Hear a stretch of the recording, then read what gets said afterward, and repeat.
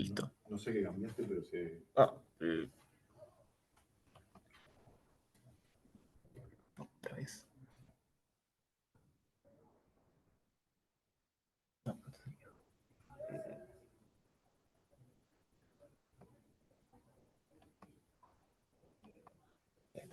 Bien, excelente.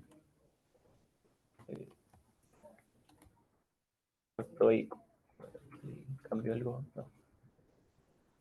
Como acá hay dos botones que preferiría no probar, Sí, bueno. te voy a pedir a vos.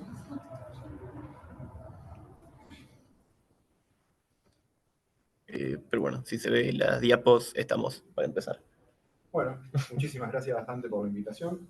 Yo soy Daniel Alejandro Martín, soy físico, soy doctor en física, hice mi carrera en Mar del Plata, después un postdoc en La Plata, volví para Mar del Plata.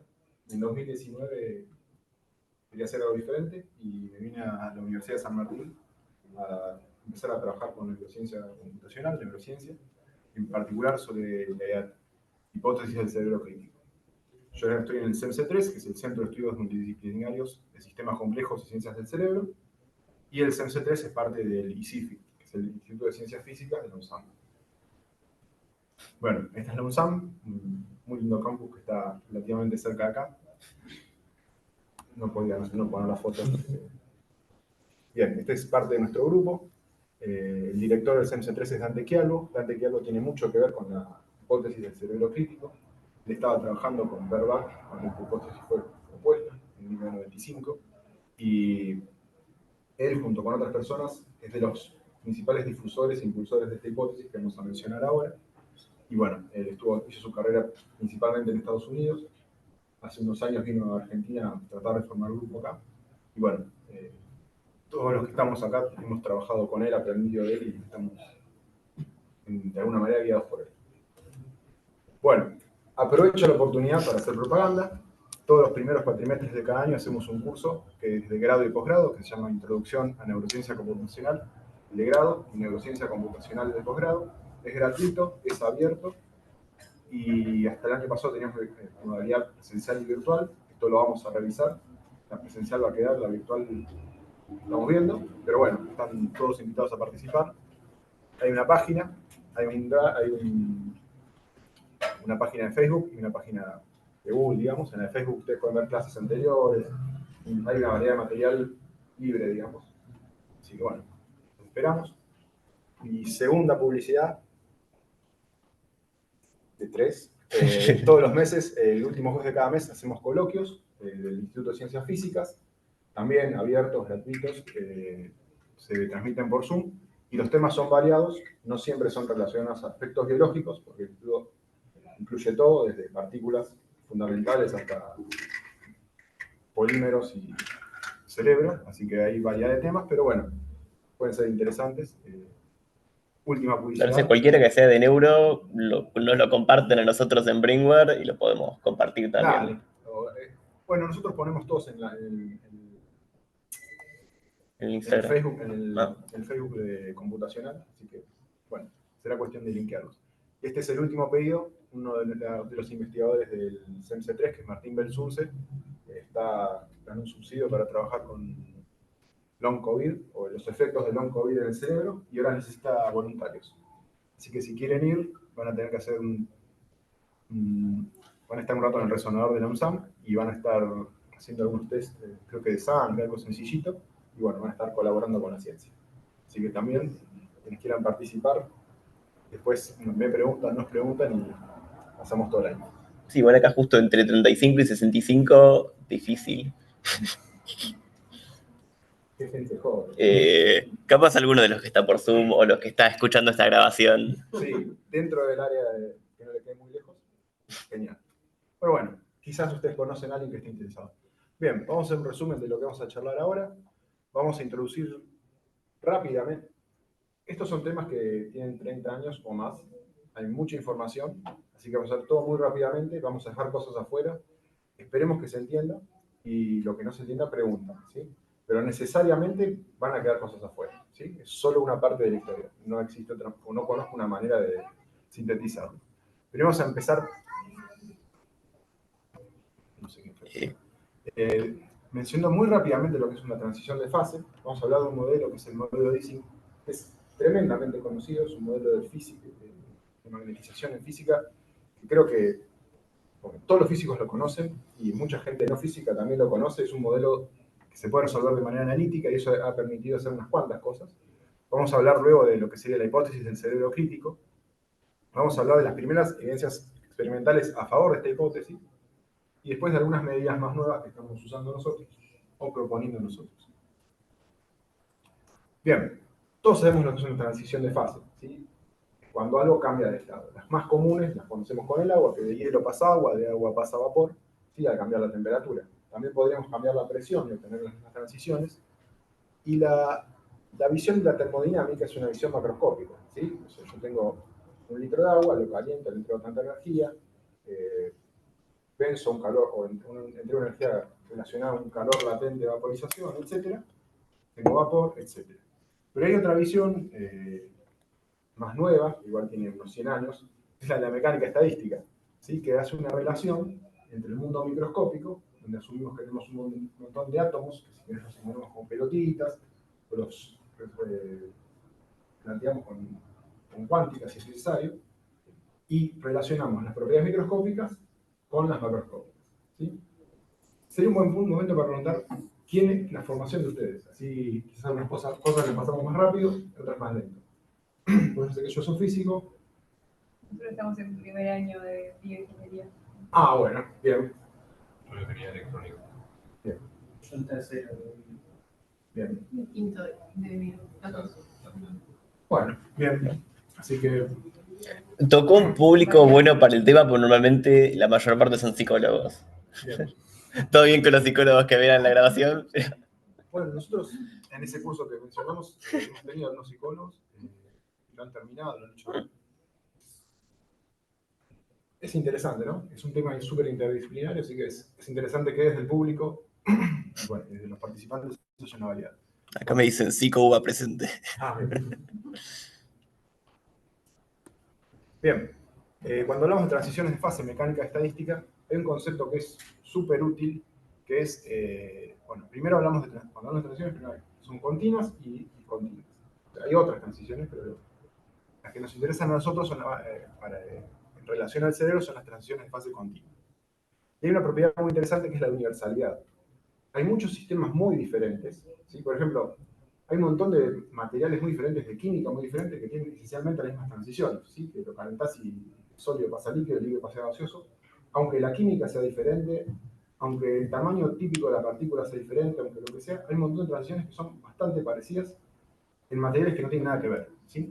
Y eso se relaciona más o menos al concepto de universalidad. ¿Qué significa esto? Quizás en vez de estudiar un modelo complicado, podemos estudiar un modelo sencillo, que cerca de la transición uno tira un montón de detalles que dejan de ser relevantes, como por ejemplo la composición química, y se enfoca a características más fundamentales. Entonces, materiales muy diferentes tienen las mismas transiciones. Dentro de las transiciones continuas, son quizás, por una variedad de razones, son las más interesantes, pero hay una cantidad de cuestiones que, que vamos a desarrollar más adelante, con ejemplos del cerebro, pero que en una transición continua, la longitud de correlación significa cómo afecta. Yo tengo el material, ¿no? Yo perturbo un punto y quiero ver cuán lejos llega esa perturbación. Puede ser que lo perturbe y no pase nada, o puede ser que una perturbación cambie todo el sistema, ¿sí? Esa medición de cuánto afecta una perturbación se relaciona con lo que se llama longitud de correlación. Y en la transición de fase continua ocurre que la longitud de correlación diverge, es decir, se hace tan grande como el sistema que estoy estudiando. Yo agarro un sistema chiquito y voy a medir una longitud de correlación chiquita. Agarro un sistema grande y voy a medir una correlación grande, ¿sí? Pero no es lo usual. En general, cuando yo perturbo un sistema, afecta a una zona muy, muy chiquita alrededor del punto donde yo perturbe. Entonces, esto es una característica única, interesante, de la transición continua, que ahora vamos a ver en más detalle. Similar a eso, la memoria del sistema se vuelve muy, muy larga, ¿sí? O sea, en el tiempo, la perturbación o el efecto de la perturbación se hace mucho más larga que en un sistema fuera de esta transición. Y hay otras cantidades, como una muy interesante y tal vez un poquito más difícil de explicar, que es que el sistema se vuelve libre de escala. Quiere decir que si yo le saco una foto, le hago zoom y miro la foto en zoom, no puedo distinguir cuánto cuál es la original y cuál es la estirada, ¿sí? Como que a cualquier escala, cualquier loop, cualquier zoom que yo le haga, sigo obteniendo propiedades esencialmente iguales, ¿sí? Ahora vamos a ejemplificar. Bien. Les decía que el modelo paradigmático para estudiar transiciones es el modelo de Ising. Vos lo conocés y después calculo que no lo conoces. ¿Te suena? El que suena, pero es otro modelo. Bueno, vamos en detalle. Este modelo ejemplifica muchas de las cosas que decía y además tiene una solución analítica exacta que fue desarrollada por Larson Sager, que fue premio Nobel más adelante, ¿sí? El modelo es muy sencillo. Representa una transición ferromagnética a paramagnética. Ustedes saben que si agarran el imán de la heladera y lo calientan lo suficiente, deja de magnetizar, ¿sí? Deja de ser un imán, ¿sí? Y lo enfrían, vuelve a imantar, ¿sí? El modelo más sencillo para estudiar esto consiste en suponer que el imán es como un tablero de ajedrez lleno de flechitas. En cada tablero, en cada cuadradito del tablero tengo una flechita que puede ir o para arriba o para abajo. Son como pequeños imancitos, ¿sí? Entonces, además dice que el modelo dice que cada imán solamente interactúa con sus 4 vecinos, el de la derecha, el de la izquierda, el de arriba y el de abajo, ¿sí? Parece un modelo muy sencillo en comparación con otros modelos que podremos plantear, ¿sí? Y en ese sistema ocurre que la configuración, es decir, qué spin está para arriba y qué para abajo, podría ser en principio cualquiera, pero sabemos que en estos sistemas se suele minimizar lo que es la energía libre, ¿sí? Que es la energía menos de la temperatura por el desorden. ¿Sí? ¿Les suena esto? Bien, entonces, si la temperatura es 0, el sistema minimiza la energía, que se escribe así, y que me dice que si dos spins apuntan hacia arriba, o los dos apuntan hacia abajo, la energía del par es mínima, ¿sí? Y si apuntan uno arriba y otro abajo, la energía es máxima, de ese par. Entonces, si la temperatura es muy baja, al sistema le conviene estar en un estado de mínima energía, que son o todos para arriba o todos para abajo. Es el imán que conocemos, que está orientado y que, por ejemplo, la magnetización, si son todos para arriba o todos para abajo, va a ser un número alto, ¿sí? Pero si la temperatura es muy alta, la manera de minimizar esto es maximizar esto, ¿sí? S, que es el desorden o la entropía. Y se imaginen que tenemos todos los spins para abajo. Esa es una configuración. Ahora imaginen que tenemos todo para abajo menos 1. ¿Cuántas configuraciones hay así? ¿Sí? Hay un montón. Si yo tengo, no sé, un tablero de 100% spins, 10.000 spins, tengo 10.000 configuraciones con uno para arriba y todos los más para abajo, ¿sí? Entonces, la intuición es que a medida que yo lo voy desordenando el sistema, aumenta la entropía, aumenta esto, y a alta temperatura necesito un sistema desordenado, ¿sí? ¿Se entiende? Caras de sí, caras de... Bien, genial. Entonces, a baja temperatura minimizo la energía, a alta temperatura maximizo el desorden. Y esto es lo que hace este sistema. Bien, estos son resultados de simulaciones numéricas. Esta es la magnetización, o el módulo de la magnetización. Esta es la temperatura. A temperatura muy baja, el sistema trata de estar todo negro, que es todo para arriba, o todo amarillo, que es todo para abajo. A temperatura muy alto, parece cuando ustedes prenden la... Bueno, la gente como yo prendía la tele, ¿sí? Que hay una lluvia y decía... ¿Sí? Tenés una dinámica que cambia rápido, que no tiene memoria, y que está todo mezclado, ¿sí? Sin un tamaño, o sea, puedes tener un spin rodeado de los otros 4 vecinos, no pasa nada. En cambio hay un punto donde, si ven acá, esta curva, que es la magnetización en función de la temperatura, hace un cambio raro, ¿sí? Pareciera que la función es continua, pero la derivada no, ¿sí?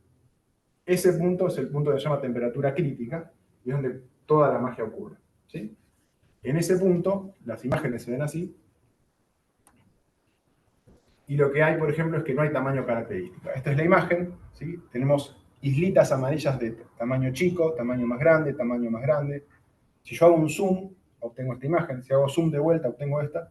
Pero si yo les digo a ustedes cuál es la imagen real, si yo se las mezclo, en definitiva no van a ver un tamaño característico. En cambio, por ejemplo, acá, que es muy baja temperatura, las islas que están desordenadas tienen tamaños chicos, tienen tamaño de 1 píxel, 2, 3 píxeles. Entonces, a medida que yo aumento, el tamaño de la isla relativamente se va a ver más grande, y yo viendo el tamaño de la isla puedo estimar dónde estoy, ¿sí? Si hice zoom o no hice zoom. ¿Se entiende la idea?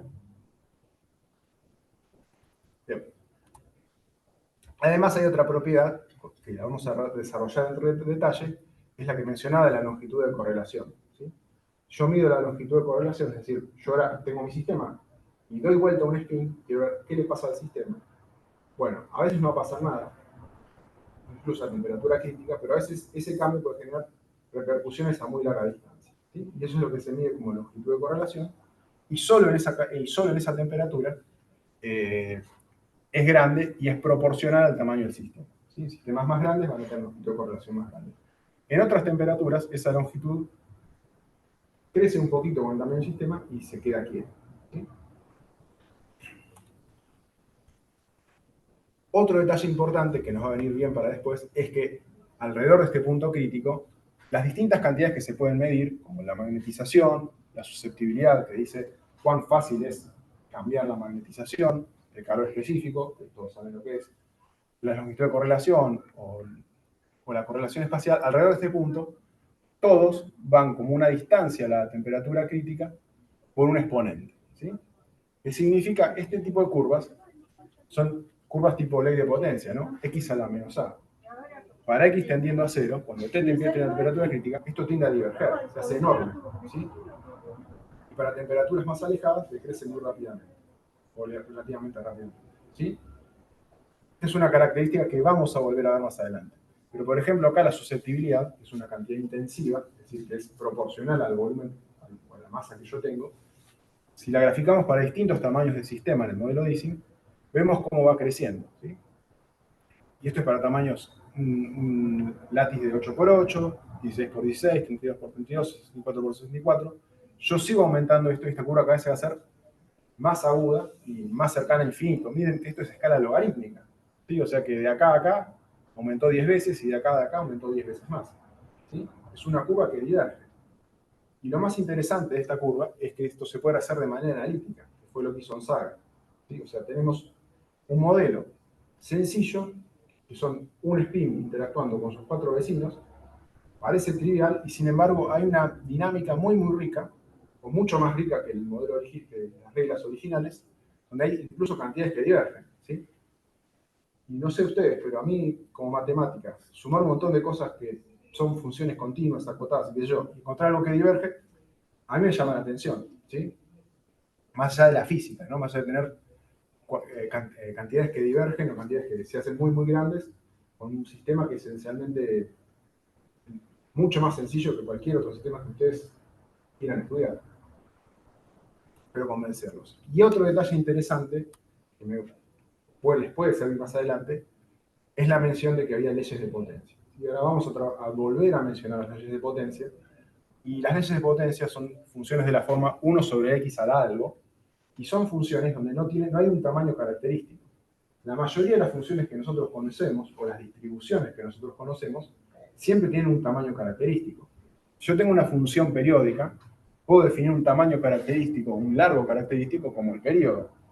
Vos lo podrías definir como la mitad del periodo, con la distancia entre el mínimo y el máximo siguiente, pero en definitiva hay una noción de tamaño, ¿sí? Yo cambio la función y cambio esta función de tamaño. Si yo tengo una gaussiana, por ejemplo, esta es una gaussiana centrada en 10, hay un tamaño característico, ¿sí?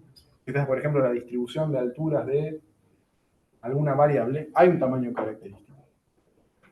Acá es 10, ¿sí? Es más, puedo hablar del tamaño y la varianza, por ejemplo. Pero si yo tengo funciones de este tipo, yo no sé, no puedo decir que hay un tamaño característico. Es más, estas funciones a veces no se pueden ni promediar, ¿sí? Entonces, esta es una función tipo ley de potencia, esta es la misma función en escala log-log. En escala log-log es una recta, ¿sí?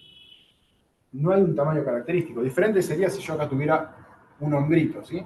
O sea, si esta función le sumo esta, la función hace así y hace así. Bueno, puede tener un piquito y pues bueno, hay alguna noción de tamaño. Pero acá, al igual que en la foto que yo le hacía zoom, no puedo identificar una distancia o una longitud característica. Parece raro, pero ahora vamos a ver por qué viene todo esto. Lo interesante es que en los últimos años, en los últimos 30 años diría, todos estos resultados que son matemáticamente sólidos, bien probados, en un modelo que se puede resolver, que tiene estas características que son sorprendentes, se han empezado a exportar, si se quiere decir, a otros sistemas que ya están lejos de lo que sería termodinámica o mecánica eléctrica en equilibrio y que son más parecidos a lo que son sistemas de interés biológico, ¿sí? Algunos de ellos son la distribución de ocurrencias y de tamaños de terremotos, el movimiento de bandadas de pájaros y otros animales, el tránsito vehicular el comportamiento de las proteínas, ¿sí? Y el cerebro, que es el que nos interesa ahora. ¿Sí? Así que muchas de estas herramientas han sido exportadas. Y en todos estos casos hay una idea subyacente, que creo que es quizás lo más interesante que les pueda transmitir hoy, ojalá, que es hay una complejidad emergente, ¿sí? La complejidad o la respuesta no trivial surge de la interacción no lineal de muchas unidades simples, ¿sí? O sea, no necesitamos unidades esencialmente complejas para obtener algo complejo. Por el modelo que yo les decía es simplemente, si los dos espines están así, la energía es 1, si están así, perdón, es menos 1, y si están así, es 1. Y con eso solo tenía una susceptibilidad que divergía, entre otras cantidades, ¿sí? Y la frase que se puede sacar de acá es: el todo es más que la suma de las partes, que parece una charla de café, pero en algunos casos está matemáticamente probado o físicamente probado, ¿sí? Se va de la charla de café, que se puede probar. Hablando de esto, hay dos referencias que creo que son muy importantes. Uno es este artículo, Modic Different, de Phil Anderson, que fue premio Nobel de 1977. En este artículo él menciona y hace hincapié en esta idea mucho mejor que lo que puedo hacer yo, de cómo él dice algo así como, bueno, si hay 4 fuerzas en física y si toda la química es física, si toda la biología es química, etc., bueno, ¿por qué necesitamos estas 4 leyes y punto? Y no, cuando vos cambiás de escala, la descripción se vuelve imposible con las leyes anteriores, ¿sí? Necesitas hacer una serie de simplificaciones y de modificaciones que son propias de la escala donde vos estás trabajando. Entonces, bueno, sobreviven los físicos, sobreviven los químicos, sobreviven los biólogos, sobreviven todos. Y otra idea que estaba más o menos en la misma época es la de este libro, que también es muy, muy lindo, que se llama Vehicles, que es experimentos de biología sintética, de psicología sintética, que la idea que atraviesa el libro es que el autor hace robots muy, muy sencillitos, con sensores de luz, ruedas y nada más, y que siguen reglas muy sencillas, como seguir la luz, no seguir la luz. Y lo que luego hace es hacerlos andar e interpretarlos de manera como si fuera un psicólogo, ¿no? O sea, de una manera es un poco crítica hacia algunas versiones de la psicología, entonces es como que un robot ama la luz, hay robots que se rechazan, o sea, le pone un lenguaje humano a 2 robots o a varios robots determinados o guiados por reglas muy sencillas, ¿sí? Entonces lo que él dice es que a veces uno interpreta la realidad, o sea, las reglas, el reloj, el robot se mueve con reglas simples, pero nuestra interpretación las hace ver mucho más complejas de lo que realmente es. Así que bueno, ambas ideas son más o menos de la misma época. Y de la misma época aproximadamente es la hipótesis del cerebro crítico, que es lo que nos trae de aquí, que indica que el estado del cerebro sano presenta un comportamiento similar al de un sistema alrededor de una transición continua. Esta transición va a ser para un estado de baja actividad, que es esencialmente cuando uno está como drogado, digamos, ¿sí? Anestesiado, de uno de mucha actividad que puede ser representada a veces con epilepsia. El cerebro está al borde, está como en esa temperatura crítica, que no es ni una cosa ni la otra, y donde surgen un montón de interacciones que trasciende la longitud de interacción, la longitud de interacción física, ¿sí? En esta época surge uno de los primeros artículos en este sentido, que es un artículo de Perback, y bueno, donde empieza con cómo el cerebro puede aprender bajo estas reglas. Otro artículo que es el de Dante y Perback. En esta época Dante estaba trabajando con, bueno, Dante es Dante Quialbo, el director que mencioné antes, y Perback. Y también ocurren, o están ocurriendo, algunos términos que pasarían a ser mucho más, muy, muy importantes, como el de la criticalidad autoorganizada, y modelos con reglas sencillas que eran muy similares a los modelos de neuronas que se estudiaban en ese momento. Por criticalidad autoorganizada se puede entender a sistemas que solos se van hacia el punto crítico, como si yo dejara el modelo de Ising a una temperatura cualquiera y solo, yo lo dejo solo y solo seguía hacia esa temperatura crítica, ¿sí? Y se habían encontrado, se han propuesto modelos muy sencillitos que, reglas muy sencillas, se organizaban de esa manera. Uno es el modelo de Sandpike y otro es el modelo de Game of Life, que quizás ya han escuchado de ellos, y si no, seguramente van a escuchar de ellos si siguen en este tema.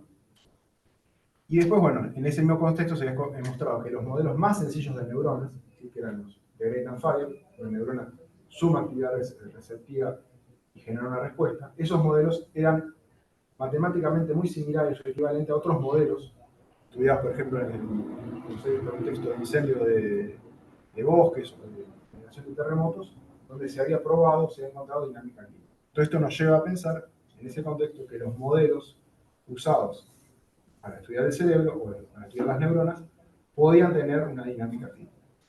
En este punto, fines del 90 y pico, todavía faltaba evidencia experimental, ¿sí? Es lo que vamos a mencionar ahora. Pero antes de eso, de esta primera parte, ¿qué entendieron? ¿Se entendió algo? Bueno, vos sí, pero digamos, los no físicos, ¿se entendió algo? Sí. Bien, entonces, resumen. Si se entendió, seguimos, ¿sí? Esto último yo no lo entendí bien, sinceramente. Entendí lo de la escala, lo del sistema Ising, eso lo entendí perfectamente. Lo de la escala libre y todo eso. Libre de escala, el sistema era libre de escala, pero esto no lo entendí. Bien, entonces, la hipótesis del cerebro crítico dice que, en definitiva, ¿no? En esta etapa tenemos que modelos de neuronas más sencillos, cuando los pones a interactuar, tienen reglas que son similares a otros modelos, no en particular el Ising, pero sí otros, que presentan dinámica crítica. ¿Sí? Sí. Matemáticamente las reglas son similares, eso por un lado. Y por otro lado, en el mismo tiempo se están desarrollando ideas que hablan de criticalidad autoorganizada. Es como que el modelo de Ising, vos tenés una temperatura muy baja, tenías un imán perfecto. Temperatura muy alta, tenías mucho desorden y una temperatura donde el sistema estaba crítico. ¿Sí? Sí. Ahora, esto, había modelos que se autoorganizaban, o sea, que vos lo dejabas en cualquier temperatura y ellos solo iban yendo hacia esa temperatura crítica. Bien. El más sencillo para explicar es el modelo de la pila de arena, que es sencillamente eso. Tenés un círculo donde vas tirando granitos de arena y mirás el tamaño de las avalanchas que se generan. ¿Sí?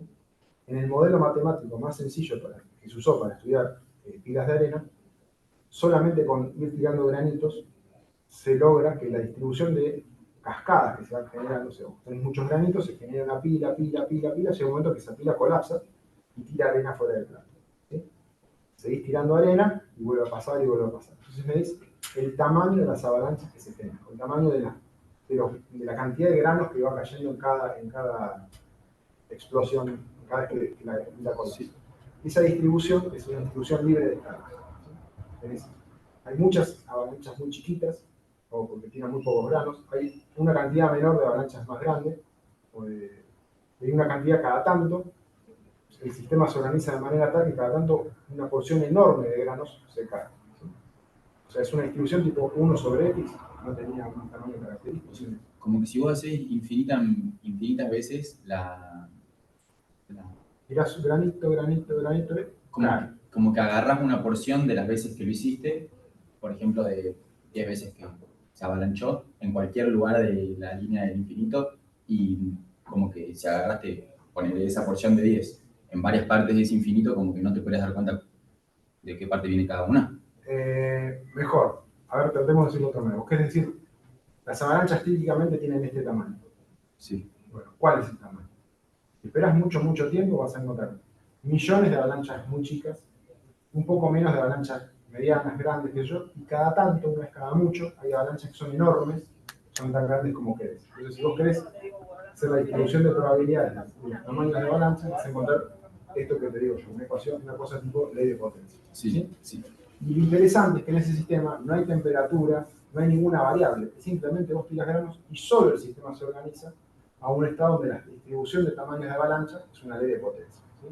En el Ising vos tenés que elegir la temperatura, en ese no. La intuición que había detrás de eso es que, bueno, tal vez sistemas de interés biológico solo se tunean hacia ese punto crítico porque, no sé, porque representa algún beneficio o por lo que sea. Pero sin tener que ir alguien desde afuera regulando la temperatura. Esa idea es la de criticalidad autoorganizada, y este libro, How Nature Works, es sobre criticalidad autoorganizada. ¿Sí? De Perlach, los 3 artículos que menciono creo que se consiguen y que son muy interesantes y accesibles. ¿Sí? Bien, y la intuición que venía detrás de todo esto es que, bueno, ustedes saben que el cerebro tiene 10 a la 10 neuronas, aprox. Cada neurona está conectada con 1000 o a 10.000 otras neuronas, y que la información en el ADN es menor que todo eso. O sea, no podía estar cableado en el ADN qué neurona tiene que conectarse con qué. El cerebro debía aprender o generar sus reglas o crecer de alguna manera que fuera guiada por reglas simples. ¿Sí? ¿Se entiende esto? Sí.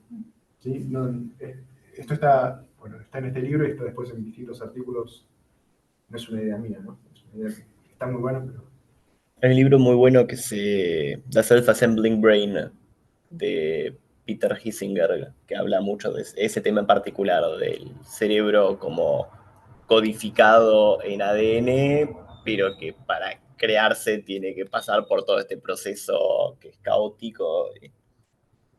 Pregunta, Sí. con lo del modelo de la pila de arena, ahí depende del tamaño del grano. O sea, si vos agrandás el grano, ¿sigue viendo el mismo comportamiento? bien. Aclaración. Es un modelo matemático con reglas muy claras, pero experimentalmente, si vos tenés una... Yo entiendo que si uno tuviese... el tamaño del grano solo te importaría si es compatible con el tamaño de la superficie que estás usando. ¿Sí? Si vos asumís que el grano es muy chiquito, la superficie es muy grande, dejaría de importar el tamaño del grano. Y la forma tampoco. Y la forma. De hecho, a los chicos que hicieron este curso les dimos la opción de que calcular la distribución de avalanchas de masas de uva. Hicieron una plataforma, iban variando el ángulo, y cada tanto caía una pasada de uva, otra, cambiaban un poco el ángulo y quizás caían 10, muy de vez en cuando quizás caían 100, o todas. ¿Sí? Así que bueno, ese experimento en internet, hay experimentos similares con granos de arroz. ¿Sí? Y bueno, con el título de avalanchas de arena van a encontrarlo. Googleenlos, van a ver los videos y van a ver la lógica detrás del experimento. Pero sí, en principio debiera ser algo colectivo que no dependa de la forma ni del tamaño. Bien, entonces vamos a la primera evidencia experimental, porque hasta ahora eran todos un montón de modelos matemáticos, algunos fáciles de resolver y otros no, modelos sencillitos, pero no había ningún tipo de evidencia. Esto comienza en 2003. En 2003 ocurre la primera evidencia experimental. Los autores fueron Bex y Plens del NIH. NIH es el National Institute of Health de Estados Unidos. Y este paper en particular, que voy a mencionar rápidamente, tiene 2.500 citas. Para quienes saben del tema, es un montón. ¿Sí? Ellos lo que hicieron fue hacer un cultivo de neuronas de rata, le pusieron electrodos y con eso identificaron cuándo disparaban las ratas, las neuronas. ¿Sí? Cultivos a lo que es Petri dish con las neuronitas, los electrodos y listo. Y definieron dos cantidades que tienen mucho que ver con el estudio de las avalanchas de las pilas de arena. Definieron la duración como el intervalo de tiempo desde que empiezan a haber electrodos prendidos hasta que deja de haber, y el tamaño de la avalancha como el número de electrodos que se prendieron. Y ahí encontraron que ambas distribuciones son leyes de potencia. ¿Qué es una ley de potencia? Algo que dijimos que no hay tamaño característico y que en la escala log-log es una recta. Obviamente, tenían 60 electrodos, y que iba a haber, era muy difícil tener avalanchas mucho más grandes que de tamaño 60, y es por eso que esta curva en un momento se corta. ¿Sí? Bueno, es una ley de potencia hasta el tamaño que uno puede mirar, pero tanto la de tamaños como la de duraciones seguían algo como una recta en log-log, al menos con la precisión que se tenía en ese arreglo experimental. ¿Sí? Y además no solo eso, sino que las pendientes, o sea, esta pendiente en log-log y esta pendiente daban números cercanos a 3 medios y 2, que no eran cualquier número, eran los exponentes que se conocían como exponentes críticos para sistemas que hacían un tipo de transición. Yo les mencioné al principio que las transiciones hay algo que se llama universalidad, que transiciones muy diferentes, de sistemas que quizás no tienen nada que ver, a veces compartían muchas propiedades. Y es más, si comparten, en general si comparten dos de esos numeritos, dos de esos exponentes, tienden a ser iguales en muchísimas cosas, que representen sistemas que nada que ver. En particular, esta transición con estos dos numeritos era similar a lo que se conoce como un branching process. Yo tengo n descendientes, en promedio, puede pasar dos cosas. Si mi promedio es 1, voy a tener en el tiempo una cantidad fija de personas. Si el promedio, si ese numerito es menor que 1, decae rápidamente, se hace 0 de manera exponencial. Si es mayor que 1, explota, se hace infinito relativamente rápido. Y cuando es 1, es crítica y tiene fluctuaciones enormes. ¿Sí? Esa transición que se conoce como... decía como... Bueno, puse mala referencia.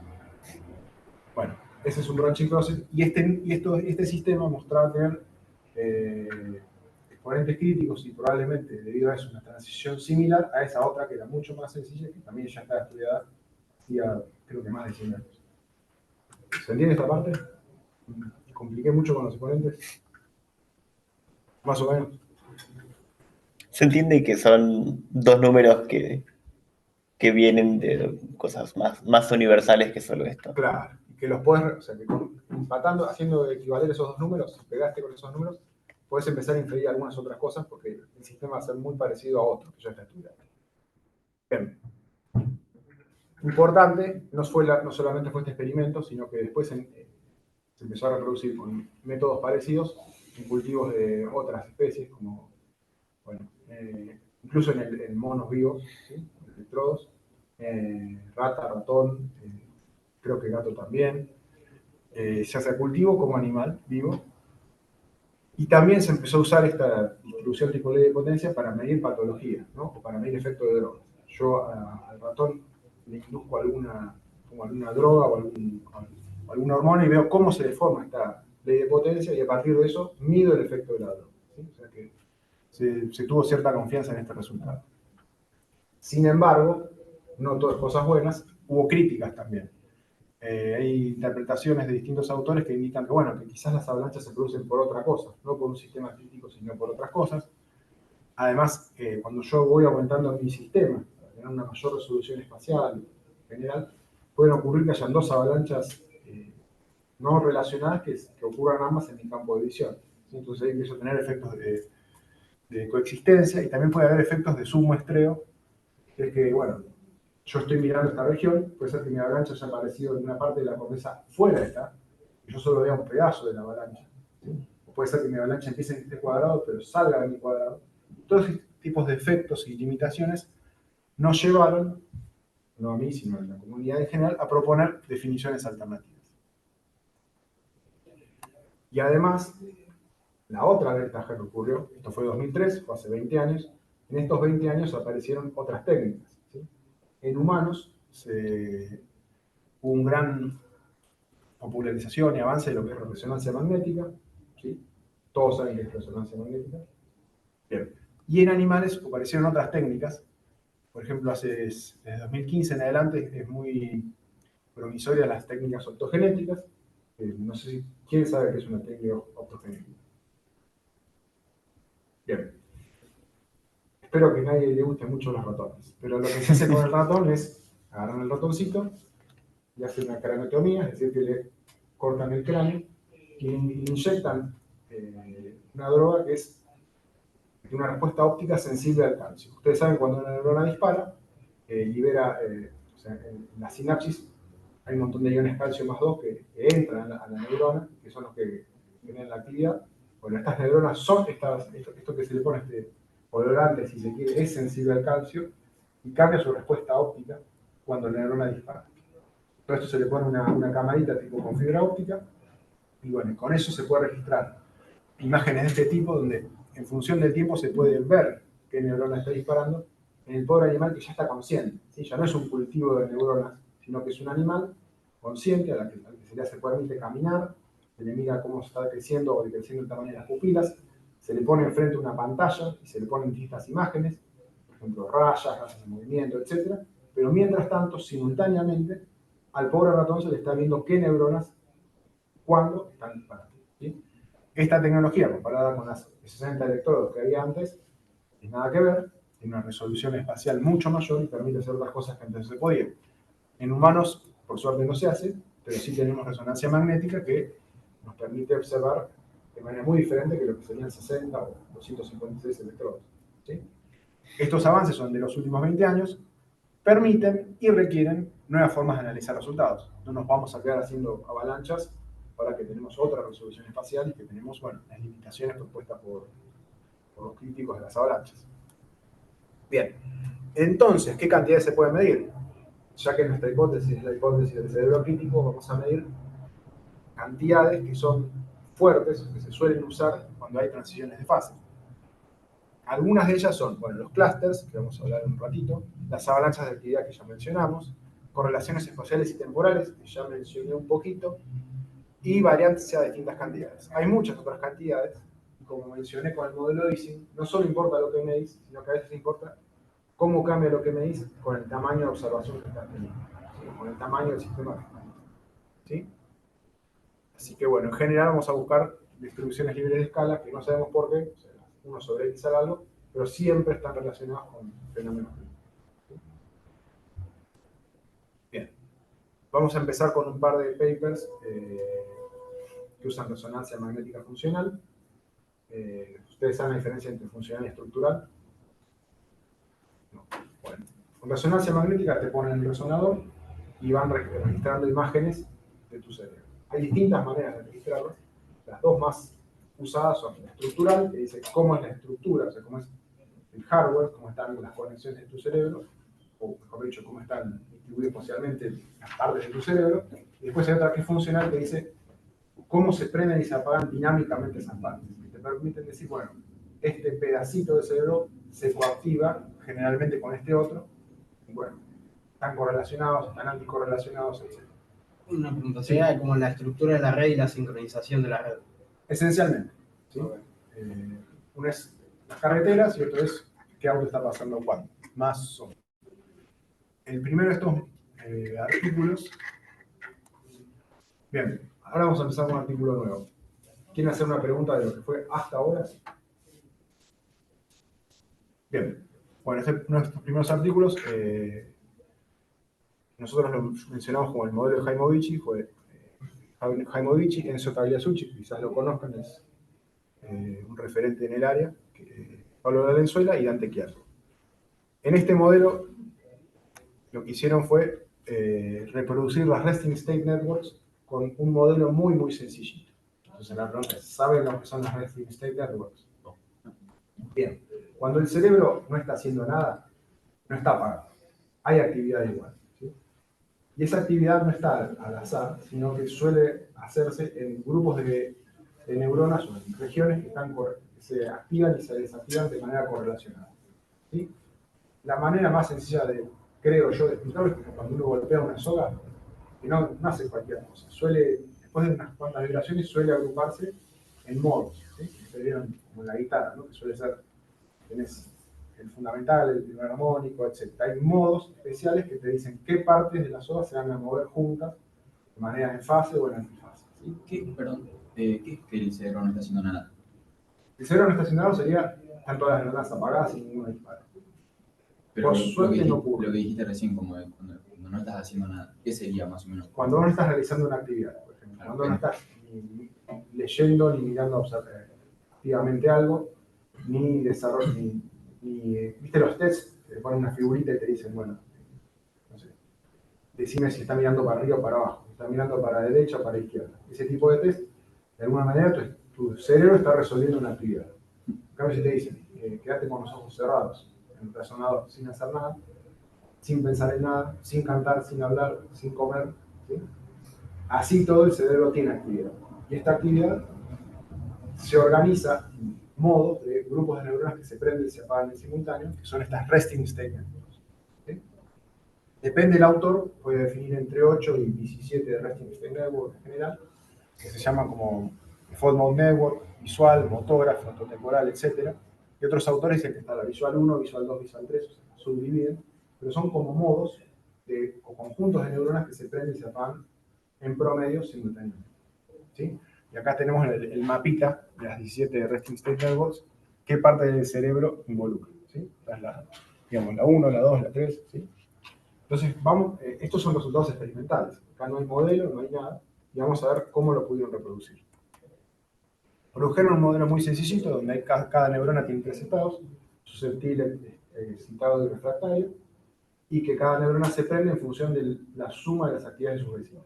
Un conjunto de neuronas, las pones en una red, cuando una se prende, le transmite esa actividad a sus vecinas, y si supera un umbral, la vecina se prende. Súper sencillo, ¿sí? Mucho más sencillo que una neurona, porque saben que interactúa con el calcio, sodio, potasio, neurotransmisores, ¿eh? Todo eso lo tiramos a un lado, modelo súper sencillo. ¿Dónde lo ponemos? Ponemos esas neuronas en una red. Esa red la sacaron de una conectividad estructural, ¿sí? O de algo que se llamaba, no era exactamente estructural, pero era algo que se llama tractografía por difusión, es decir, bueno, cada región del cerebro mido cuántas conexiones tiene hacia otras regiones. ¿Sí? Armo una red Esa red la dividís en solamente 998 regiones, que es muy chica para la cantidad de neuronas que hay. Ponemos una de estas neuronas súper sencillas en cada una de esas regiones y la hacemos correr el modelo, a ver qué pasa. Y lo que pasa, bueno, estas son las reglas del modelo. Bueno, esto lo vamos a dejar de lado, es un modelo muy sencillito.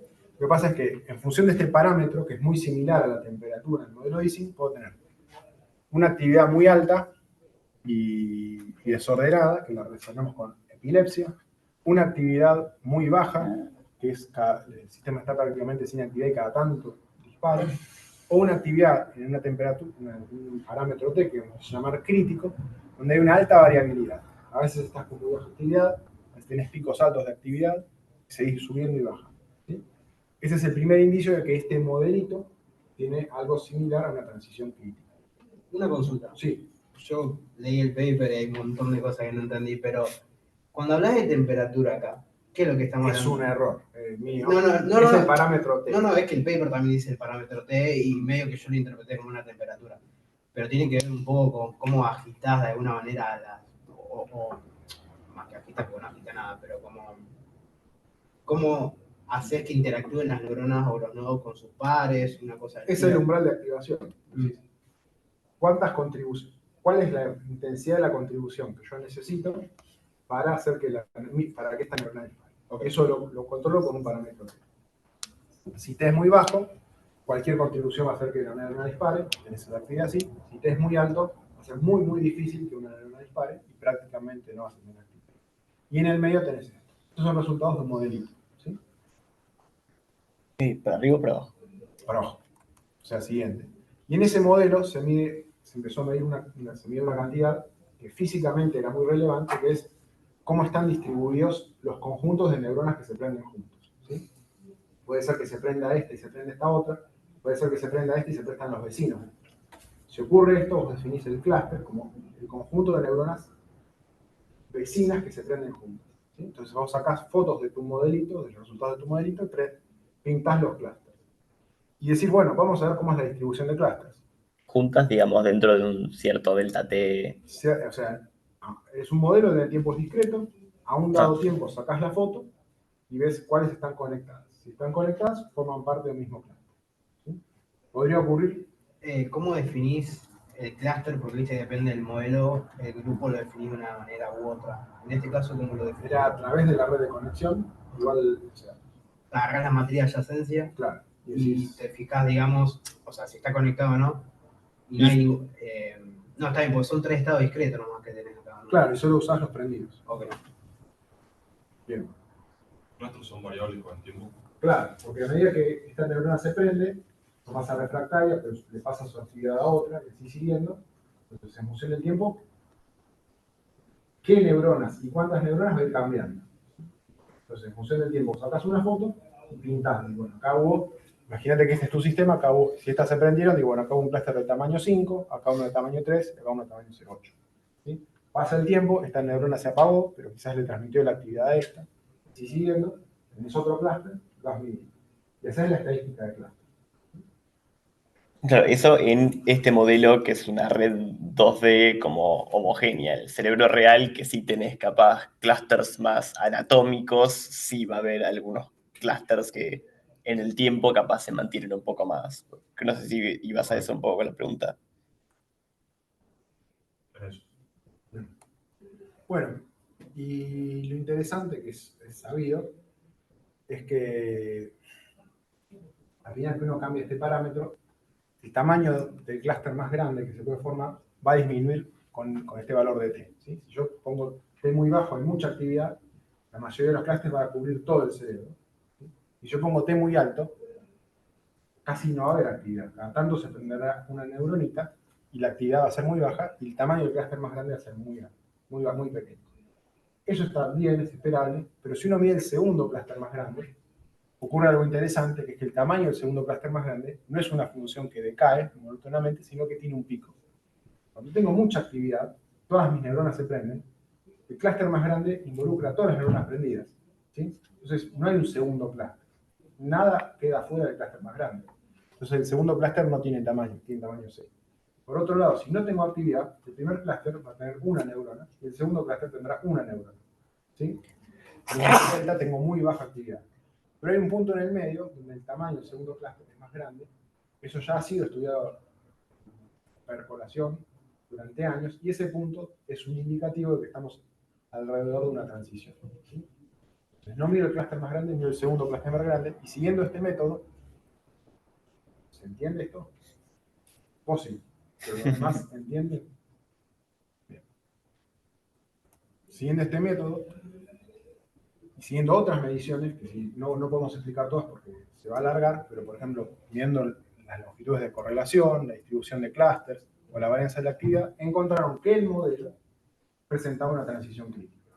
Lo cual, bueno, es interesante, pero en sí solo no es tan llamativo, ¿sí? O sea, hay un valor de t donde el modelo presenta características muy similares a las características que yo mencioné del modelo de Ising al principio. Bueno, modelo sencillo con transición crítica. ¿Qué más? Bien. ¿Qué utilidad tiene tener un modelo que tenga transición crítica? En sí sola, nada, sería otro modelo con transición crítica. Pero empezaron cuando al modelo le pones la geometría del cerebro y empezás a ver qué regiones se prenden juntas, con las reglas muy sencillitas que les mencioné, y usando un cerebro súper discretizado en 998 regiones, encontraron que se podían reproducir estas resting state networks, y no solo se podían reproducir, sino que el único momento donde se reproducían, si vos hacías todas las cuentas, el único momento era cuando estabas alrededor de la transición crítica. ¿Sí? ¿Se entiende? Estas regiones del cerebro que se coactivan juntas y que determinan lo que se llaman resting state networks, solo se podían reproducir si vos a tu sistema lo ponías en esta T crítica. ¿Sí? Entonces, la gracia de esto es que vos podías reproducir a partir de la estructura, o sea, qué parte del cerebro está conectada con cuál, y usando un modelo tremendamente sencillo, que es mucho más sencillo que cualquier descripción sencilla que uno pueda hacer de una neurona, podía reproducir comportamiento observado en el resonador. ¿Sí? Pero acá, digamos, cada región se modela como una región homogénea, cada región es un nodo conectados por la red anatómica. Tenías 998 regiones, que era esta parcelación de la corteza. Claro. Y de cada una de esas 998, medías cuántos axones salían hacia la otra, y así con eso generabas una red. Claro. Eso era todo el conocimiento anatómico que vos tenías. Sobre ese conocimiento anatómico vos ponías un modelo de neuronas muy sencillas, que solo podían estar reprendidas, refractarias o excitadas, y que pasaban la excitación por reglas muy, muy sencillas, y empezás a encontrar patrones de actividad que eran muy similares a los que reproducías, o sea, los que observabas en el cerebro humano real de una persona real en un resonador. ¿Sí? No sé qué manera de decir que esto es wow, ¿sí? Pero estoy reproduciendo la dinámica a partir de la estructura y reglas muy sencillas. Sería como que yo yo tengo el plano de la ciudad, y con el plano de la ciudad y el modelo más sencillo del auto posible, predigo qué parte va a haber embotellamiento y qué no. ¿Sí? Puede fallar. O sea, lo raro sería que funcione, y funcionó. ¿Sí? ¿Se entiende? Esto nos da una intuición de que, bueno, que tal vez en algunos casos no es tan importante tener, o sea, así como decía yo que hay modelos que mientras pertenezcan a la misma clase de universalidad me van a reproducir la misma dinámica, quizás yo necesito saber todas las características de la neurona. Quizás con lo mínimo, descripción de la topología y la mínima descripción de la dinámica, puedo reproducir resultados observables en el mundo real. Bien, eso es esencialmente lo que dice este slide. Y esto no terminó acá, sino que más interesante, hace unos pocos años un grupo de Italia agarró el mismo modelo y agarró pacientes que tuvieron accidente cerebrovascular y reproducieron las mismas simulaciones en pacientes sanos, en pacientes con accidente cerebrovascular que ya hacía 3 meses que han tenido, y en pacientes con accidente cerebrovascular que hacía 9 meses que han tenido accidente cerebrovascular. Y encontraron que esto que yo les mencionaba, el segundo clúster más grande que tenía un pico, solo lo tenía en pacientes sanos, ¿sí? Este es el segundo clúster más grande, y los pacientes que todavía no estaban curados, en vez de un pico, tenían una curva que era diferente. Empezaron a medir un montón de variables sobre el modelo y la empezaron a correlacionar con test neuropsicológicos. Y encontraron que este segundo clúster más grande era lo que mejor correlacionaba con los test neuropsicológicos que nos permitían decir, con preguntas y respuestas, cuán bien o cuán mal estaba recuperándose el paciente. O sea, yo no te conozco, yo no conozco tu cerebro, pero te hago un escaneo del fMRI, extraigo una red sencillita de 200 nodos, ¿sí? En la red corro una simulación numérica sencilla, y de los resultados de la simulación numérica, yo puedo inferir cómo te va a ir en los test neuropsicológicos, donde preguntan preguntas como de memoria, hacer un dibujo, ese tipo de cosas. ¿Sí? Bueno, por supuesto que esto es del paper 2022, falta mucho para que digamos wow, pero vuelve a la idea de que uno con mínimos conocimientos de la estructura y con modelos muy sencillos puede reproducir la dinámica y hasta puede diagnosticar de alguna manera, ¿no? Puede decir, wow, este paciente está mal porque su simulación numérica en una red de miles de millones de veces menos las neuronas que hay en la realidad, presenta un comportamiento de este tipo o de otro tipo. Una pregunta, esto siempre suponiendo que la naturaleza, digamos, o el comportamiento del cerebro es tipo libre, una red libre de escala. Siempre está suponiendo eso. ¿O viste que es porque si vos agarras una porción de, por ejemplo, ¿cuánto dijiste? 200 nodos por 200 nodos. Claro, estos son 200 nodos distribuidos en todo el cerebro. Ah, ¿sí? ok. O sea, en toda la corteza. Bien. Este 20. Bien. Vamos a pasar primero. Con esto terminamos con humanos. ¿Sí? Entonces, ¿queda claro la parte de humanos? Tenemos resonancia, súper compleja, miles de millones de neuronas, modelos muy sencillos, reproducen la dinámica solo cuando yo los tuneo al punto crítico. Ese es el mensaje a favor de criticalidad. Bien, entonces vamos a hablar de los ratoncitos.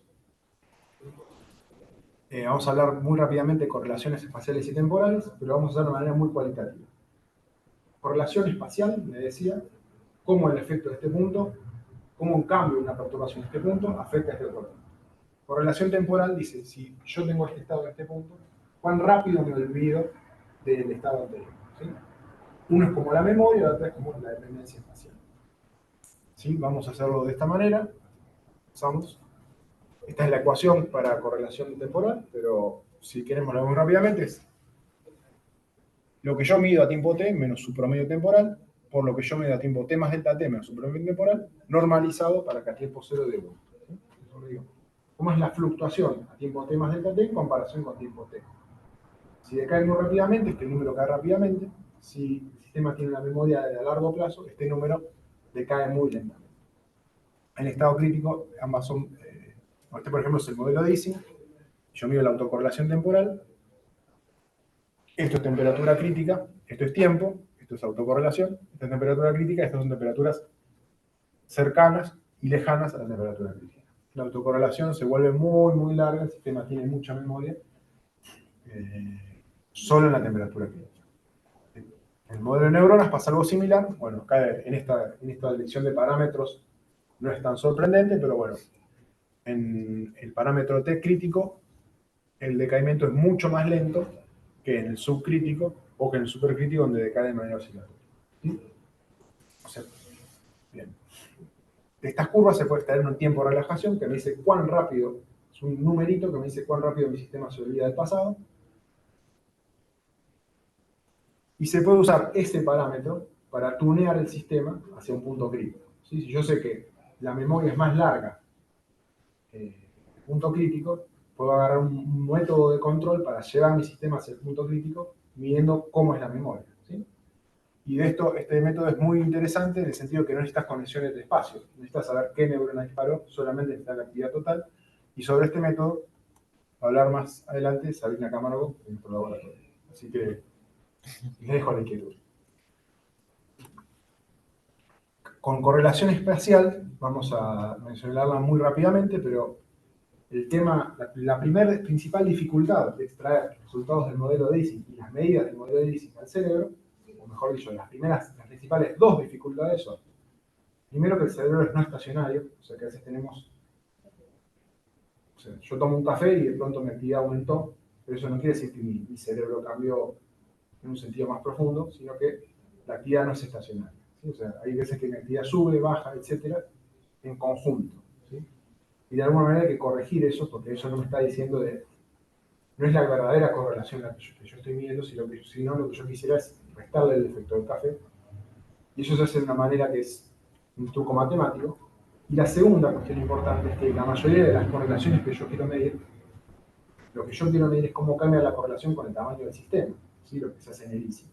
Y yo acá en mi cerebro no puedo cambiar el tamaño del sistema, ¿no? El cerebro tiene un tamaño y no puedo variar por eso. Sin embargo, lo que encontramos es que si vos cambiás el tamaño de observación en el que estás mirando, sorprendentemente, los resultados se reproducen. O sea, salvo pequeños cambios, los resultados se reproducen. O sea, yo no tengo cerebros de todos los tamaños. Al menos no tengo cerebros humanos tamaño 1, 10, 100 y 1000. Pero si yo agarro el tamaño del cerebro que tengo, la ventana que tengo, y hago subventanitas de tamaño más chico, y reproduzco las cuentas en ventanas de tamaño creciente, aunque el tamaño del sistema no cambie, obtengo resultados que son esencialmente equivalentes a si yo pudiera cambiar el sistema.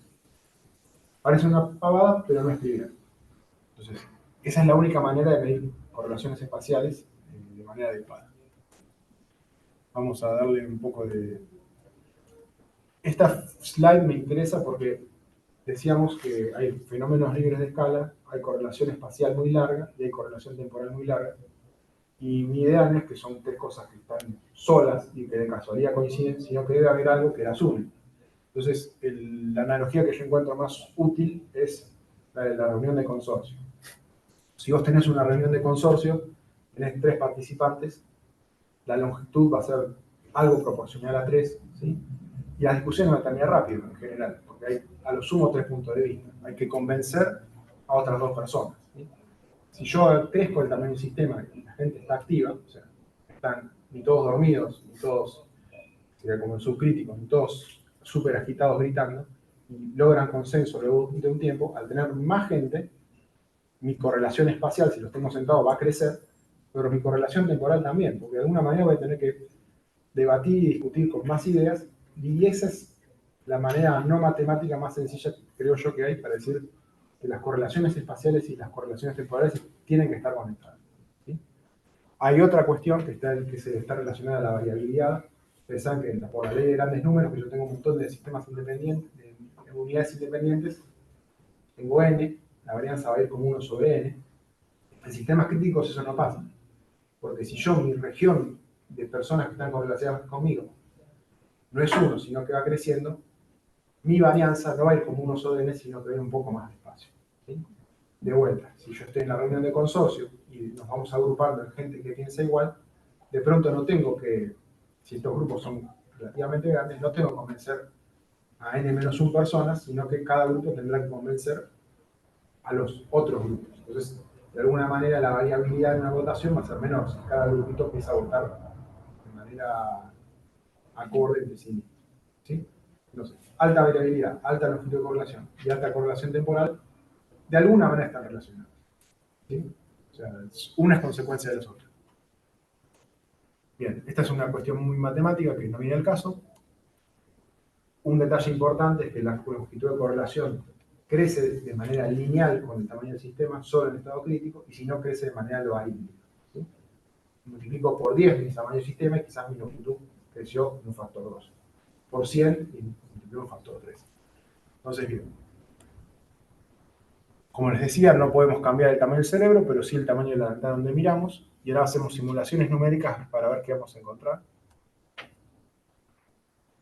Y encontramos que si yo cambio el tamaño del sistema, si yo cambio el tamaño de la ventana, las correlaciones, o cómo depende la correlación con la distancia, actúan de manera similar. Si estamos en estado subcrítico, la correlación decae más o menos rápido, ¿sí? Si estamos en estado crítico, decae de manera un poco más lenta y con una dependencia del tamaño del sistema que estoy mirando, ya sea el tamaño del sistema como el tamaño de la ventana. Y de vuelta, si estoy en estado supercrítico, recupero un estado similar al subcrítico, donde hay muy poca dependencia en el tamaño del sistema, ¿sí? Esto se puede explicar, bueno, este es un detalle técnico. Entonces uno grafica la longitud de correlación extraída de esta curva, puede obtener comportamiento lineal en estado crítico, o comportamiento logarítmico, entonces escala lineal acá, logarítmica acá, o sea que una recta acá es comportamiento logarítmico, en estado sub y supercrítico. ¿Sí? Yo sé que vos lo entendiste, los demás. ¿Sí? Bien. Sigamos. Bueno, esto nos dice que las simulaciones numéricas de modelos sencillos yo puedo tener sistemas donde la autocorrelación es máxima en punto crítico, temporal, donde la correlación espacial es máxima y crece de manera lineal con el sistema en el punto crítico. ¿Cómo podemos usar eso con los resultados ortogenéticos? Que son estos resultados que yo les decía, que le ganan el kernel al cerebro, le ponen esta droga, miden qué neuronas se activan y las registran. Bueno, acá presento, esto ya se ha hecho, acá presento dos resultados. Estas curvas que menciono acá son resultados experimentales similares a los resultados que yo mostré en simulaciones. Acá muestro la correlación en función de la distancia. Estos son datos para un ratón. Hicieron todo esto. Registraron 10.000 neuronas separadas en 10 capas del cerebro en la corteza visual. Midieron qué neurona dispara cuándo. Calcularon las mismas correlaciones espaciales que nosotros hacemos con las simulaciones numéricas para ventanas de tamaño creciente y se encontró que a medida que crecía el tamaño de la ventana, crecía la correlación. Si yo graficaba la correlación en función del tamaño, obtenía algo similar a una línea recta. ¿Sí? Las figuras de simulaciones numéricas, la línea recta era perfecta, porque si yo quiero más estadística, simplemente dejo la computadora corriendo un día más, 10 días más, o lo que necesite. Estos son resultados en ratones vivos. Es súper sorprendente, o sea, es súper llamativo, súper interesante que se pueda reproducir, pero claro, obviamente voy a tener barras de error mucho mayores. ¿Sí? Pero estas son tres maneras de medir correlación espacial. Las tres maneras nos ofrecen una longitud de correlación esencialmente proporcional al tamaño del sistema, lo cual, repito, no es trivial. ¿Sí? En la mayoría de los sistemas que yo conozco, yo perturbo un sistema y el efecto dura muy poquito en espacio y en tiempo. En este sistema, que es el cerebro vivo de un ratón, consciente, esta longitud es tan grande o es proporcional al tamaño de la ventana que estoy mirando que llega hasta el orden del milímetro en este experimento. Y si hago lo mismo con el tiempo, obtengo que el tiempo de relajación también crece, aunque los resultados son más ruidosos para el tiempo, crece proporcional a la ventana que estoy mirando. Que es otra evidencia a favor de la hipótesis del cerebro crítico. Hay muchas más evidencias que yo no puedo explicar por una cuestión de tiempo, ya las que creo que son demasiadas para la charla, pero bueno, ¿a qué vamos? Los nuevos arreglos experimentales, estos métodos optogenéticos, por ejemplo, que año a año permiten registrar más neuronas con mejor resolución temporal y espacial, están en línea con resultados de la hipótesis del cerebro crítico. En particular, predicen que partes del cerebro, a todas las distancias están correlacionadas, que el tiempo de relajación es máximo en este caso, y bueno, y va sumando la cantidad de evidencia a favor de la hipótesis. Yo creo que hay una última filmina con la resumen, así que lo menciono rápidamente y escucho preguntas, sobre todo si se entendió algo, ¿no? Que bueno, que yo sé que creo que fueron muchos temas, pero bueno, veremos. Entonces, la hipótesis del cerebro crítico propone que la actividad del cerebro crítico es similar al leasing cuando estoy en la temperatura límite, ¿sí? Con longitudes de correlación largas, tiempos de relajación larga, invarianza de escala y un montón de otras características que son muy, muy especiales. ¿Sí? Las nuevas herramientas, como la resonancia magnética y las técnicas optogenéticas, permiten hacer otras pruebas que antes no se podían hacer sobre la actividad del cerebro. Y en general, hemos encontrado que vienen juntando evidencia a favor de esta hipótesis. Quizás lo más interesante para ustedes es que estas mismas herramientas que se desarrollan para el cerebro, antes o después han sido desarrolladas para otros sistemas de interés biológico. ¿Sí? En general son herramientas que vienen de la física estadística, el cacho de hierro magnético que se vuelve de paramagnético a ferromagnético, que se exportan, si querés, al cerebro, pero también se exporta a otros sistemas. Por ejemplo, cuando uno estudia el comportamiento de las correlaciones de bandadas de pájaros, las definiciones, las ecuaciones y la metodología de trabajo es similar, está relacionada y crece a la par de la que se usa para el cerebro y otros sistemas. ¿Sí? Así que bueno, dependiendo de la audiencia, eso puede ser algo de lo más útil o interesante a largo plazo. ¿Sí? Bien. Bien. Eso es todo por ahora.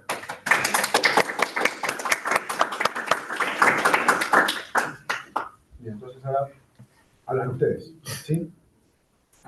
Cuenten un poco.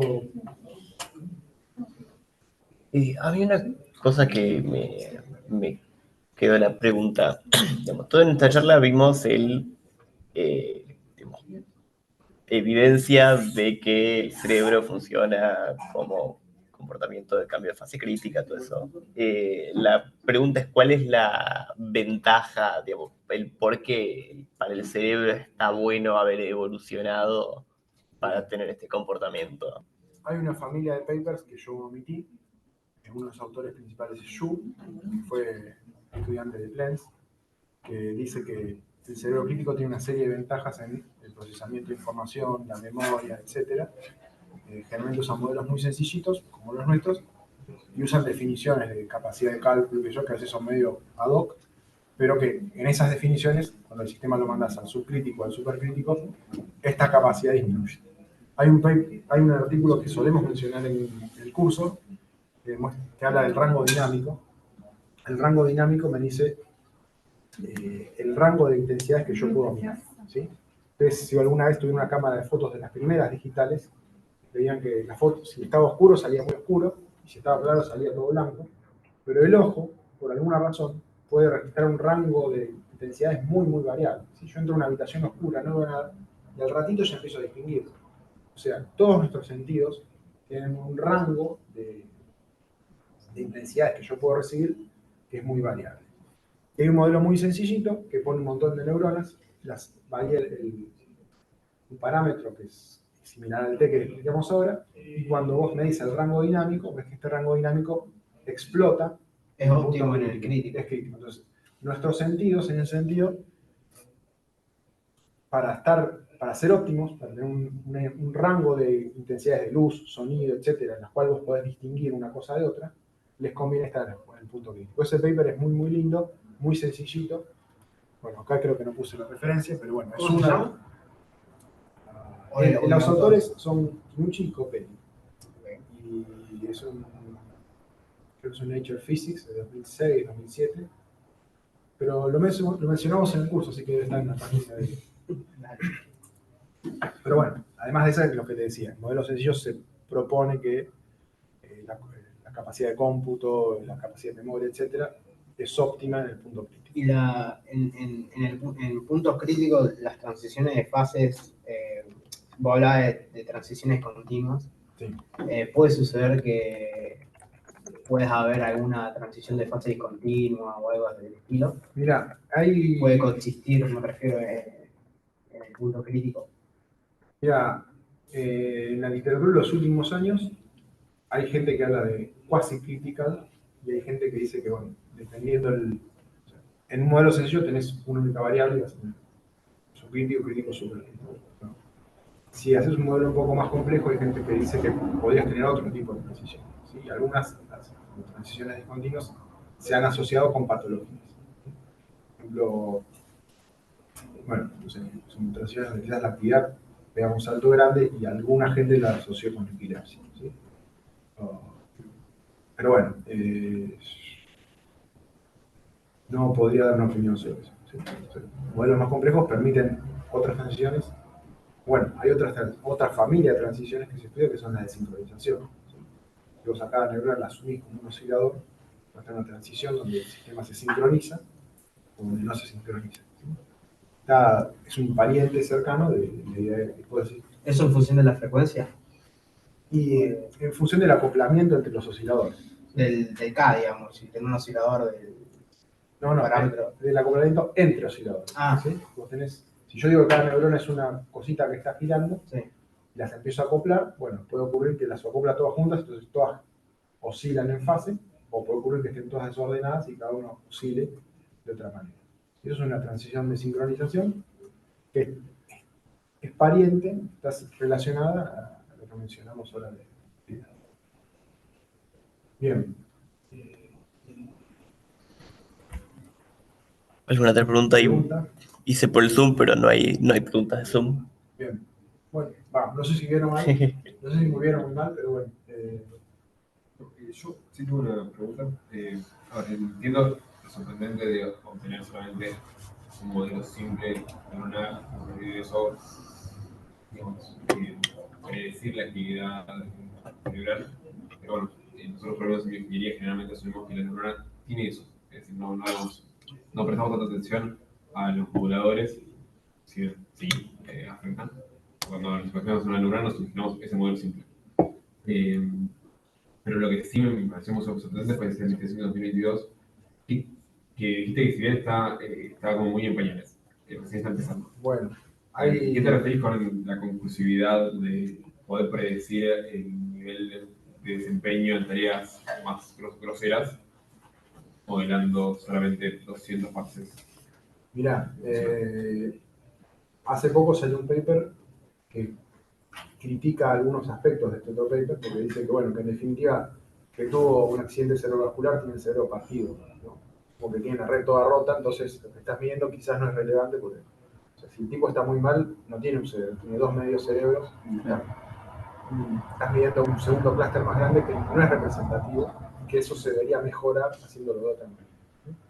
Ahora hay subsidios muy importantes en esta parte del mundo, especialmente de Europa, de lo que se llama Digital Twins, que están basados en esta idea, ¿sí? O sea, vale mucha plata y mucha gente trabajando en cosas que es agarrar tu cerebro real, hacer un modelo sencillo, estudiar el modelo, hacer una simulación numérica y comparar esos resultados con los del paciente real, buscando capacidad predictiva, ¿sí? O sea, yo no sé si va a funcionar, pero hay mucha plata en eso, así que alguien cree que va a funcionar, o mucha gente cree que va a funcionar, ¿sí? Y bueno, eso es una rama de lo que se llama medicina personalizada, ¿no? Es como estudiar para cada paciente sus características y decir, bueno, este paciente que tiene estas características va a comportarse de esta manera o necesita este tratamiento. Bueno, en el caso del cerebro, la rama que se está haciendo está relacionada con esto de agarrar pocos nodos, poco comparado con el número de neuronas, hacer una simulación, tratar de predecir. No sé si... Sí. Por eso quería saber, tipo, qué nivel están metiendo hoy en día. Porque eso sí me parece sorprendente. Sí, o sea, es eso, hay subsidios grandes para hacer eso. Así que se va a estar investigando. Esperemos que seriamente. Bueno, el tiempo dirá. Una pregunta que nada que ver. ¿Vos das una charla o materia en el examen? Sí. Sí. Ah, ¿qué materia? Estamos en el curso de neurociencia computacional. Bueno, te perdiste la primera que era la pura paganda. Se abre el cuatrienio que viene es una tarde. Sí, para ingeniería biomédica se va a abrir de manera presencial. Siempre. Siempre. De física médica. Bueno, mañana tenemos que hablar con Valga Ok. para proponerle que sea adaptativa a la física médica. Sí, y si no, seguro que den una charla por ahí un poquito más bajado, si querés. Porque muchas veces Valga organiza charlas para convocar más gente, porque física médica somos muy pocos. Sí, sí. Y somos Este año Florencia Sarmiento hizo un curso. Sí, es mi compañera de Bueno, procesamiento de imágenes avanzadas. después trabajamos. Bueno, nada, perdón. Sí. Ahora terminamos y te cuento. Ah, bueno, dale, gracias. Por favor. Bueno, no sé si hay más preguntas. No, tenía que ver de cómo quedó, que no sé si me enrosqué o como qué rangos de actividad cubren la criticalidad, digamos. O sea, ¿cuándo se considera que está en estado crítico? Bueno, Si era en el reposo o...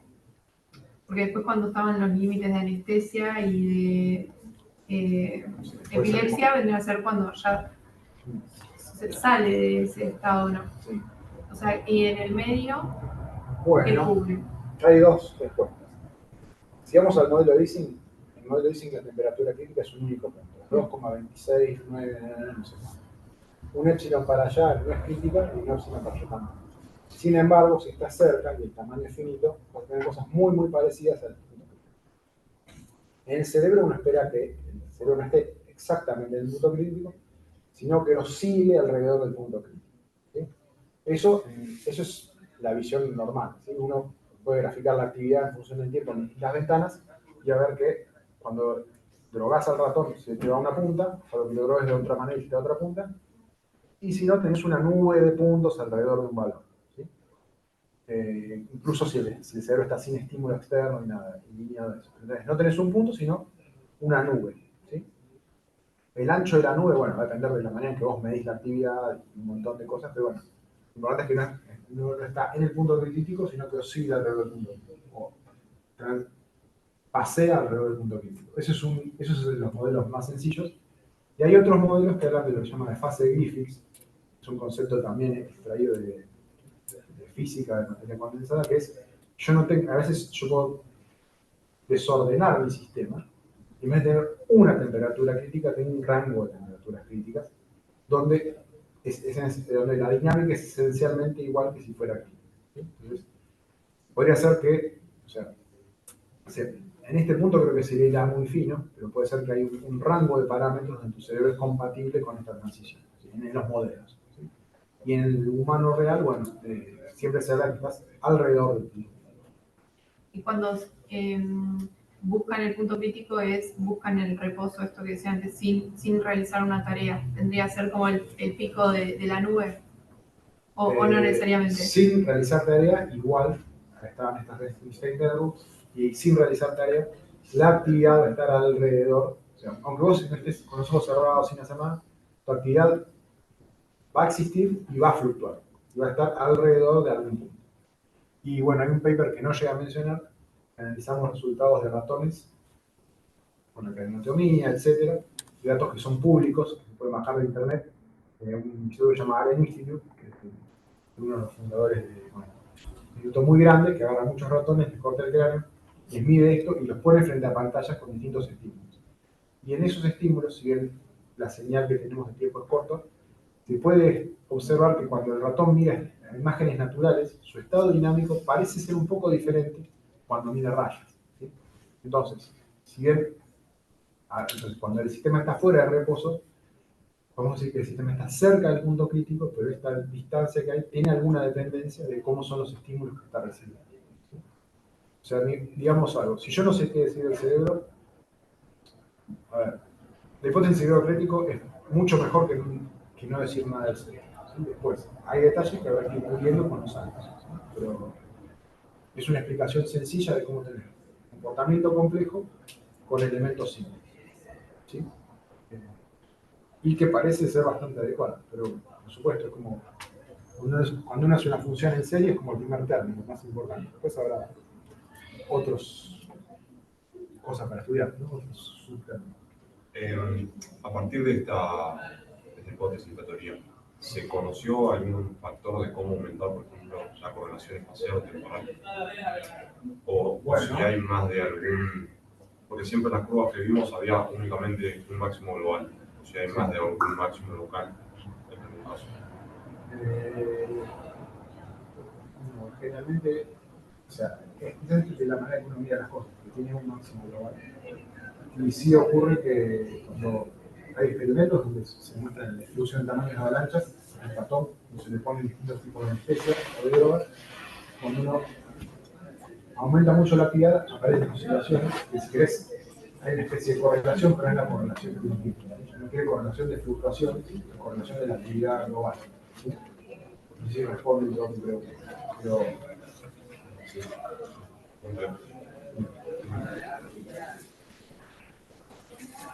Bueno, creo que estamos. Creo que estamos. ¿Una pregunta más? Bueno. Gracias. Muchas gracias. Siempre a los que presentan les damos stickers Qué bueno, para incentivar. Justo, pues esto lo venimos organizando desde Brainware, que es organización de ITBA, Neurotransmitiendo, que es principalmente gente de psicología de UBA, y Neurotequequi Buenos Aires, que también surgió de ese grupo. Justo la chica que tenía esos stickers hoy, ¿no? Pero eventualmente, bueno, cuando venga Sabrina le doy eso. Le encargo a Sabrina que me guarde. Muy bien. Bueno, muchas gracias. Bueno, gracias a todos. Corto la grabación.